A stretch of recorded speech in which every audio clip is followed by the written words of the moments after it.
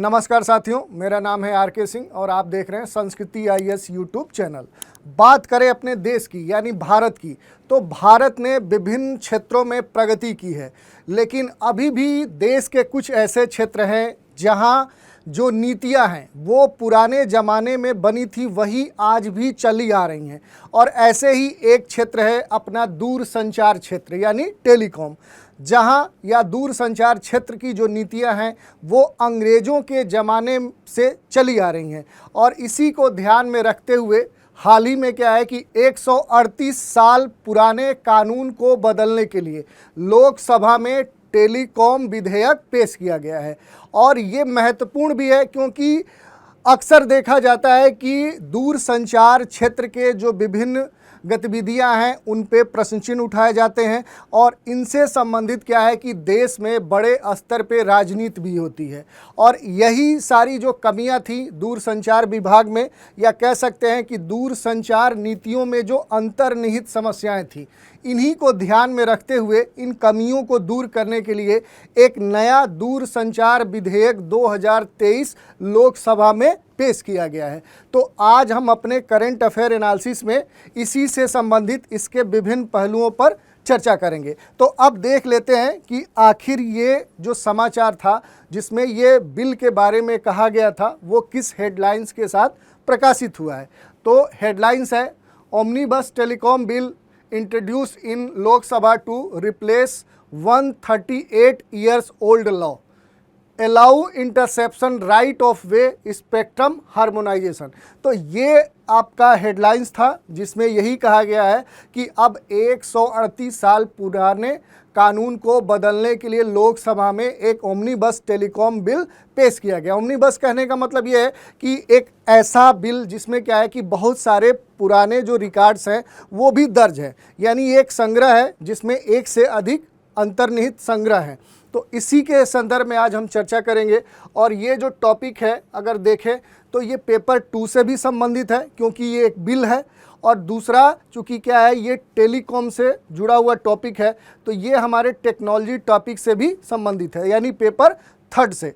अब बात कर लें कि इसके बारे में, तो अगर आप देखेंगे तो ब्रिटिश युग के जो टेलीग्राफ अधिनियम था यानी कि 1885, उसको बदलने के लक्ष्य के साथ इसको स्थापित किया गया है। और इसमें यह कहा गया है कि जो लाइसेंसिंग को बदलने के लिए जो प्राधिकरण होंगे वो वैध अवरोधन निगरानी करने के लिए और ग्राहकों को बायोमेट्रिक प्रमाणीकरण को ध्यान में रखते हुए, और इसी के साथ क्या है कि स्पेक्ट्रम के दिशा निर्देश इस बिल में पेश किए गए हैं।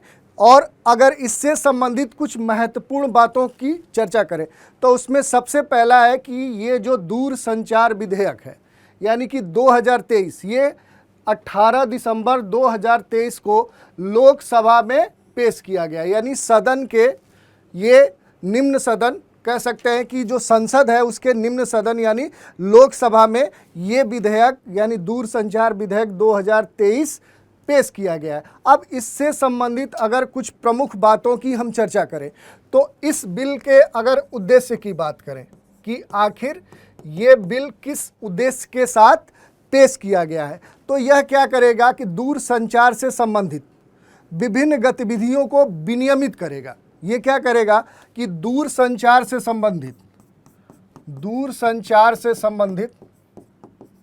जो विभिन्न गतिविधियां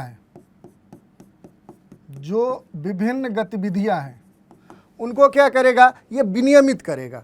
तो इसके साथ क्या है कि इस उद्देश्य के साथ इसको लोकसभा में पेश किया गया है।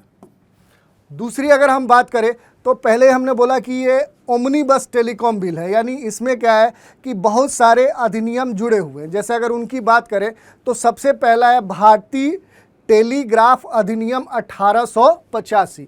तो इसमें क्या है कि अगर बात करें तो भारतीय टेलीग्राफ अधिनियम 1885 पहला है। दूसरा जो अधिनियम है वो है भारतीय वायरलेस टेलीग्राफी अधिनियम 1933। दूसरा क्या है, भारतीय टेलीग्राफी, या कह सकते हैं कि भारतीय वायरलेस, ऐसे बोल दे, भारतीय वायरलेस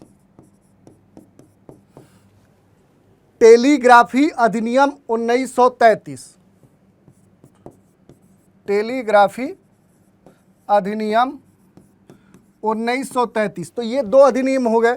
इसके अलावा भी एक अधिनियम है जिसको बोल सकते हैं कि टेलीग्राफ या तार, जो पहले एक अधिनियम था जो तार प्रक्रिया चलती थी, जो क्या है कि संदेशों को त्वरित रूप से भेजने के लिए जो तार भेजे जाते हैं, ये उससे संबंधित है। जो दूसरा ये हो गया। तीसरा क्या है कि टेलीग्राफ, या कह सकते हैं कि जो तार भेजे जाते थे। और ये कब का अधिनियम है? तो ये क्या है कि ये 1950 का अधिनियम है। यानी ये टेलीग्राफ तार जो ये क्या था कि ये गैर कानूनी जो एक कब्जा होता था, ये उससे संबंधित है। तो ये क्या है कि ये आपका 1950 का ये अधिनियम है। तो ये कब का है? तो ये 3 अधिनियम है जिनको क्या करेगा कि ये नया बिल पूरी तरह से निरस्त कर देगा। यानी कि जो अभी टेलीकॉम बिल 2023 है, ये इन 3 अधिनियमों को निरस्त करेगा। साथ ही क्या है कि यह भारतीय दूरसंचार जो नियामक प्राधिकरण ट्राई है, इसके साथ ही क्या है कि जो हमारा ट्राई है, ये क्या है, ये 1997 का है, 1997। इसके भी कुछ प्रावधानों में क्या करेगा? संशोधन करेगा। तो ये इस बिल से संबंधित क्या थे? कुछ प्रमुख प्रावधान थे, जिसमें हमने बात किया पहला उद्देश्य, कि उद्देश्य क्या है? तो दूर संचार से संबंधित जो विभिन्न गतिविधियां हैं उनको ये विनियमित करेगा। साथ ही क्या है कि यह भारतीय टेलीग्राफ अधिनियम 1885, भारतीय वायरलेस टेलीग्राफी अधिनियम 1933 और टेलीग्राफ तार गैर कानूनी कब्जा अधिनियम 1950 को रद्द करता है। यानी 3 अधिनियम को ये समाप्त करेगा। इसी के साथ क्या है कि यह भारतीय दूर संचार नियामक जो प्राधिकरण यानी जो ट्राई है, उसके अधिनियम 1997 में भी कुछ संशोधन करेगा। तो ये इससे संबंधित क्या है? कुछ प्रमुख बातें हैं। अब हम बात कर ले कि दूर संचार से संबंधित जो विभिन्न गतिविधियां हैं, उनके लिए जो प्राधिकरण है, उससे संबंधित अगर कुछ मूलभूत बातों की चर्चा करें तो पहला है कि इसमें प्राधिकरण की तो आवश्यकता होती है। और ये प्राधिकरण की आवश्यकता क्यों होती है? तो अगर इसकी बात करें तो प्राधिकरण की आवश्यकताएं कई हो सकती हैं, एक से अधिक हो सकती हैं। अगर पहले प्राधिकरण की आवश्यकता की बात करें तो दूर संचार सेवा, यानी कह सकते हैं कि दूर संचार सेवाएं प्रदान करने के लिए ऐसे प्राधिकरणों की आवश्यकता होती है। और साथ ही क्या है कि दूर संचार नेटवर्क स्थापित करने के लिए, दूर संचार नेटवर्क स्थापित करने के लिए भी हमें क्या है कि इस तरह की आवश्यकता पड़ती है।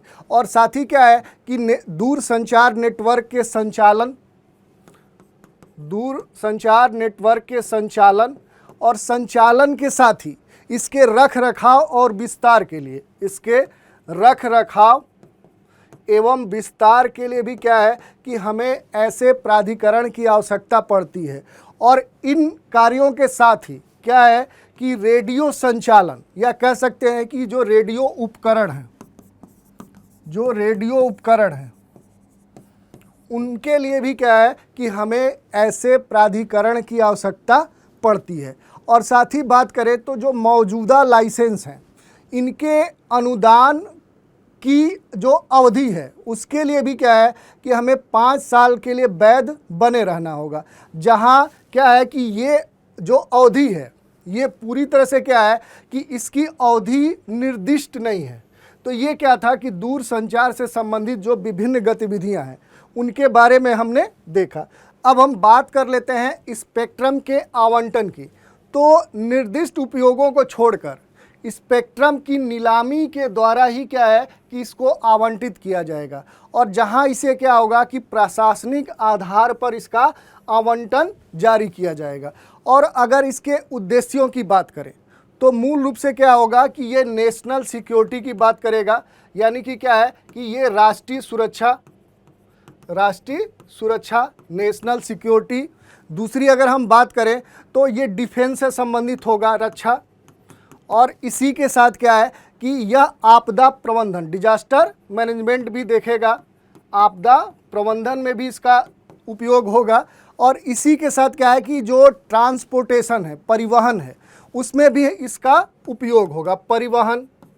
और इन कार्यों के साथ साथ इसका उपयोग क्या होगा कि जो सैटेलाइट सेवाएं हैं, जैसे अगर हम बात करें सैटेलाइट सेवाओं की, तो इसमें क्या है कि आपको जैसे डीटीएच है, डीटीएच सेवा है, और डीटीएच के साथ ही जो सैटेलाइट टेलीकॉम है या टेलीफोनी है, सैटेलाइट टेलीफोनी, ठीक है, सैटेलाइट टेलीफोनी, उसमें भी इसका उपयोग होगा।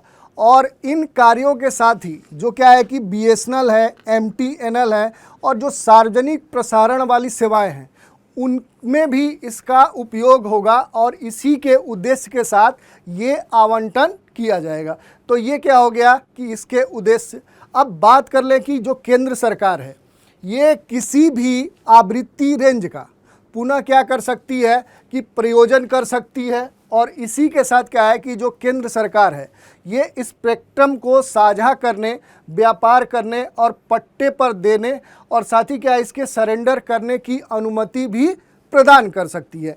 तो ये क्या है कि ये आवंटन से संबंधित जो इस विधेयक में बातें कही गई हैं, उसके बारे में हमने देख लिया। अब हम बात कर लेते हैं अवरोधन और खोज की शक्तियाँ, इससे संबंधित कौन सी बातें कही गई हैं। तो इसमें क्या है कि दो या दो से अधिक व्यक्तियों के बीच संदेशों के एक वर्ग को कुछ आधारों पर क्या किया जा सकता है, उसकी निगरानी की जा सकती है, उसमें अवरोध उत्पन्न किया जा सकता है और उसको रोका भी जा सकता है। और ऐसी जो कार्रवाइयाँ हैं वो किसी सार्वजनिक सुरक्षा के दृष्टिकोण से की जाएंगी, या फिर अगर कोई सार्वजनिक आपातकाल की स्थिति उत्पन्न हो रही है, वैसे स्थिति में ही इस प्रकार की गतिविधि की जा सकती है। और ये जो निर्दिष्ट आधार हैं, ये क्या है, कुछ खास हितों में होने चाहिए। और अगर उन हितों की बात करें तो जैसे स्टेट सिक्योरिटी का मामला हो, या किसी अपराध के भड़कने को रोकथाम जैसे मामला हो, ठीक है।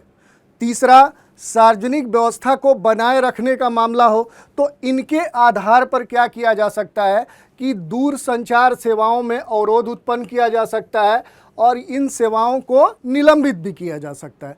साथ ही क्या है कि सरकार किसी भी सार्वजनिक आपातकाल, अगर क्या है ऐसी स्थिति उत्पन्न हो रही है या सार्वजनिक सुरक्षा का मामला आता है, तो ऐसी स्थिति में दूर संचार के जो बुनियादी ढांचे हैं और साथ ही क्या है कि जो नेटवर्क है या जो ऐसे दूर संचार सेवाएं हैं, उनको क्या कर सकती है, अस्थायी तौर पे अपने नियंत्रण में ले सकती है और उससे संबंधित जो भी कार्रवाई होगी उसको वो कर सकती है। और साथ ही क्या है कि सरकार द्वारा जो भी अधिकृत कोई अधिकारी है या अनाधिकृत दूर संचार नेटवर्क या फिर उपकरण रखने के लिए किसी भी परिसर में या वाहनों की तलाशी वो ले सकता है। तो इसमें क्या है कि कोई अधिकृत जो अधिकारी होगा वही इस तरह की तलाशी या खोजबीन कर सकता है। अब बात कर लेते हैं कि इससे संबंधित जो स्टैंडर्ड मानक हैं जो निर्दिष्ट किए गए हैं और उनकी शक्तियाँ क्या है। तो केंद्र सरकार का जो दूर संचार पूरा इकोसिस्टम है वो इसको देखता है और इससे संबंधित जो बुनियादी ढांचे हैं, ठीक है, जो इंफ्रास्ट्रक्चर है, नेटवर्क है, जो सर्विसेज हैं, उनके लिए क्या है कि कार्य करता है और उनसे संबंधित जो क्या है नियम पॉलिसीज है उनको भी निर्मित करता है। तो ये क्या है, और साथ ही क्या है कि इससे संबंधित जो मूल्यांकन पद्धति हो सकती है, मूल्यांकन क्रियाएं होती हैं, वो भी करता है। तो ये हमने देख लिया। अब हम बात कर लेंगे कि जो क्या है यूजर्स हैं उनके लिए कौन सी सुरक्षा इसमें दी गई है या उनसे संबंधित जो उपयोग करता है उनके लिए क्या कहा गया है। तो इसमें ये कहा गया है कि केंद्र सरकार उपयोगकर्ताओं की सुरक्षा के लिए अनेक स्तरों पे क्या है कि विभिन्न उपाय करती रही है और इसमें भी क्या है कि उसको आगे बढ़ाया गया है, ठीक है। इसमें क्या है कि जिसमें मुख्य रूप से जो प्रावधान किए गए हैं उसमें विज्ञापन, एडवर्टाइजमेंट, संदेश, मैसेज जैसे क्या है कि जो निर्दिष्ट संदेश हैं उसको प्राप्त करने के लिए क्या है पूर्व सहमति की आवश्यकता, ये बात कही गई है। दूसरी जो बात कही गई है वो परेशान न करना, डू नॉट डिस्टर्ब, यानी कि रजिस्टरों का इसमें क्या होगा, निर्माण होगा। और तीसरी बात कही गई है कि उपयोगकर्ताओं को मालवेयर और निर्दिष्ट संदेशों की रिपोर्ट करने की अनुमति देना शामिल होगा। और इसी के साथ है कि दूर संचार सेवाएं प्रदान करने वाली जो संस्थाएं हैं उनको क्या है, शिकायतों के पंजीकरण और निवारण के लिए एक ऑनलाइन तंत्र स्थापित करना होगा। तो ये इससे संबंधित कुछ प्रमुख बातें कही गई हैं। अब देख लेते हैं कि ट्राई में जो नियुक्तियां होती हैं उससे संबंधित कौन सी बातें हैं। तो यह विधेयक क्या है कि ट्राई अधिनियम में संशोधन करता है। ये क्या है कि इसमें रिफॉर्म्स करता है। क्या है, क्योंकि निम्नलिखित नियमों को अनुमति दी जा सके, क्योंकि जो नए नियम बने हैं तो वो तभी लागू हो सकते हैं जब पुराने नियमों में क्या किया जाए, संशोधन किया जाए। अब ये अगर नए की बात करें तो अध्यक्ष के रूप में काम करने के लिए किसी व्यक्ति को कम से कम 30 वर्ष का क्या है कि पेशेवर अनुभव होना अनिवार्य है। दूसरी बात करें तो सदस्यों के रूप में सेवा करने के लिए कम से कम 25 वर्ष का अनुभव होना अनिवार्य है। और इसी से संबंधित क्या है कि एक और बात देखने को आई है, क्या है कि वो है यूनिवर्सल सर्विस ऑब्लिगेशन फंड की स्थापना।